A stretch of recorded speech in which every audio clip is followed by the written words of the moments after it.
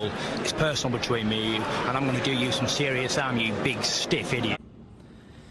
The untouchable True School Sports Empire proudly presents something the boxing games are missing. Hey, what's going on? It's your boy BT, and I came here to talk some boxing with the thousands of True School Sports subscribers. Alright, so it's another interesting world title occasion in the super featherweight division as the Welsh Wizard, yes, Joe Cordina, he'll be attempting his first world title defense in a very luxurious location out there and somewhere I've always wanted to go, which is none other than Monte Carlo. Shout out to Monte Carlo. Hope to go one day for some boxing. But he'll be out there in Monte Carlo defending the IBF title against none other than Edward Vazquez. Now, very intriguing fight. Very intriguing fight to me because we'll start with Joe Cordina.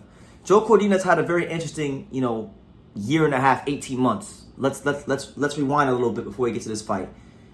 Last June, he fights Kenshiro Teraji, knocks him out in one of the best knockouts in any world title fight you'll ever see. Then he gets an injury. The IBF gets very strict, immediately strips him. They make Zelfa Barrett versus Shavkat Rakhmonov for the vacant world title, right? Rakhmonov beats Zelfa Barrett in a very entertaining fight to become Tajikistan's first world champion. Cordina gets instated as mandatory challenger.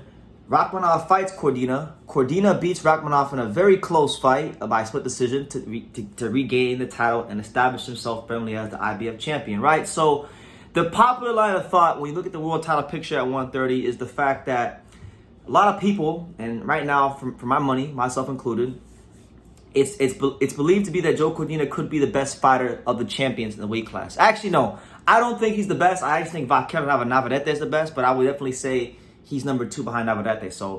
But there are people that think Joe Cordina is the best of the 130-pound champions amongst Navarrete, Hector Garcia, and O'Shaquie Foster. So it's a very interesting fight because he's taking on Edward Vazquez, and Edward Vazquez is a fighter who I think is even better than his record would indicate. Edward Vazquez, he's coming, for those that know, for those that don't know, he's coming to you guys live and direct from Fort Worth, Texas. Shout out to the fine folks in Fort Worth. Not a big puncher. I watched him fight. The only time I really ever watched him fight was the only loss of his career when he lost to Raymond Ford.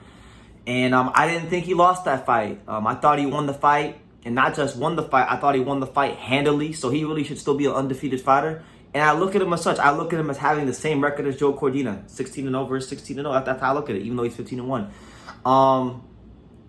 Likes to throw a lot of punches, but again, not the biggest puncher. And for that reason, Cordina is going in as a favorite. He's going in as a favorite because one thing about Joe, especially as he's matured in his career and growing into that 130-pound division, because remember Cordina didn't start off as a 130-pounder.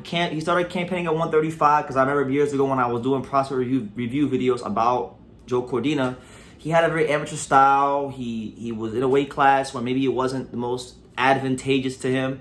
Then he moved down to 130, and he really began to figure some things out in his career, right? So Vazquez has to make sure his defense is very tight in this fight because one thing we've seen with Joe Cordina over his last 5 fights or so is the ability to measure fighters and definitely explode and be an explosive knockout puncher. The Ogawa fight is great evidence of that. A couple fights before that against Joshua Hernandez is a good example of that.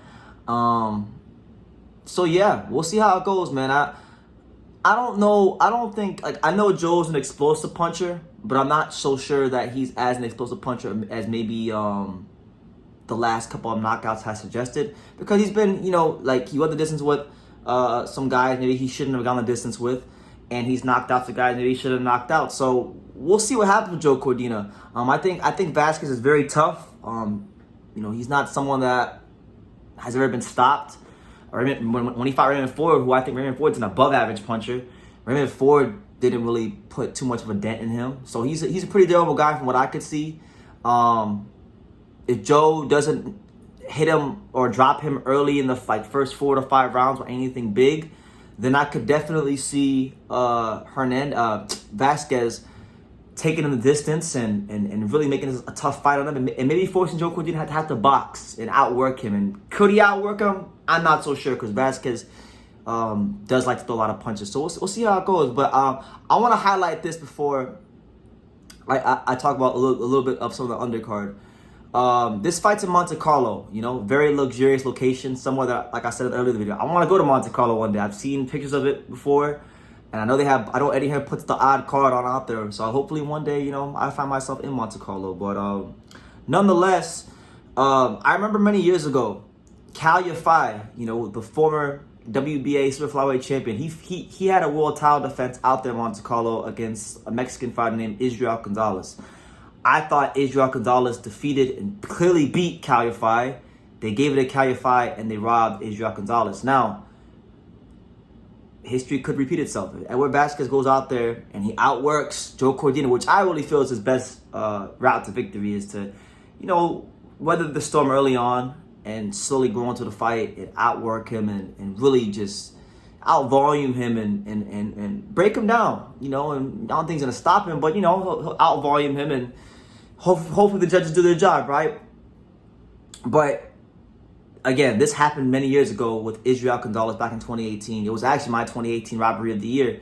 And Gonzalez was robbed because there was no financial incentive for Matchroom Boxing and the boxing establishment and the powers that be to give Israel Gonzalez that fight. So they gave it to Cal Yafai. Cal Yafai, his career marched on. He eventually went on to fight Roman Gonzalez and get absolutely starched. But that's what Vazquez is up against. So Vazquez needs to go out there and he needs to leave everything out there on the table, because if he doesn't, he's risking himself getting robbed just the same way Israel Gonzalez did. But nonetheless, it's a good fight, and it's one that I'm very excited about at 130. Now, as far as other fights on the card, the only fight I really wanted to highlight on the card that I'm really excited about is the co-main event, and it's going to be another world title fight. You're going to have the IBF light flyweight champion, someone that I'm high on. I like him a lot. The South African Sivenathi Nontshinga. He just recently won the world title not too long ago.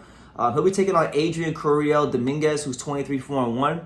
But talking about Nontshinga for a second, this is a guy that, if he's able to, be successful in this fight and continue to hold on to the belt, this is a guy that I'm looking at fighting Kenshiro, maybe around this time next year, for the undisputed light flyweight championship of the world. We know that Eddie Hearn recently has started a venture out into Japan. I think this is one of the fights that Eddie Hearn could look towards making in Japan against the amazing boy Kenshiro, and this guy right here. And this guy is big. He can box. He can punch. He's still learning. I think he's still learning, which is crazy to say because he's a champion, but he's only got 12 fights. So I still think there's some things for him to learn, some seasoning for him to have in his skill set before he's fully ready to fight a Kenshiro Teraji. But man, he's got to fight the tough Mexican, 23-4-1. I don't know a lot about Adrian Curiel Dominguez. Let's take a quick look at his resume, see if we can find any names. Now, he only has 4 knockouts in 27 fights, so he's not exactly what you would classify as a big puncher. Let me see if has he fought anybody that we would know. Now, this guy did fight Daniel Valladares, who was champion at 105 pounds, weight class below, and he wound up losing to Valladares in a close unanimous decision back in 2018. But other than that, I don't really know too many of the guys on his resume. Oh no, that's not true. He fought Maximino Flores, who I've seen fight one time. Who did Maximino Flores fight? Maximino Flores fought who? Whom did he fight? He fought Dwayne Beeman, but I didn't watch that fight. He fought somebody else. I don't know why. I've seen Maximino fight, but I can't remember which fight it was. But nonetheless, Nontshinga wins this fight. I think that Eddie Hearn is going to look to make Kenshiro Teraji versus Sivenathi Nontshinga for the undisputed light flyweight championship of the world on one of those Matchroom Japan shows in the 3rd or 4th quarter of next year. So it's very imperative he wins this fight. And I'm looking forward to really following him now, because I made it a point, because I just made a video about him. I'm actively following his career now, so we'll see how it goes. From what I've watched on tape and film, he's a good fighter with a lot to offer to boxing and the light flyweight division. So yeah, that's my little take on the card. Joe Cordina versus Vazquez, and Sivenathi Nontshinga versus in his world title defense. So 2 IBF titles on the line. Let me know what you guys think in the comments down below. Make sure you guys take the time to subscribe. And like I say in every single one of these videos, you can love me or you can hate me. But I'm just a kid from Daniel. So until next time, take your ass. Thank you for watching another video on the untouchable True School Sports Empire. For more great boxing content just like this video, click right here and make sure you subscribe. Much love from sunny South Florida.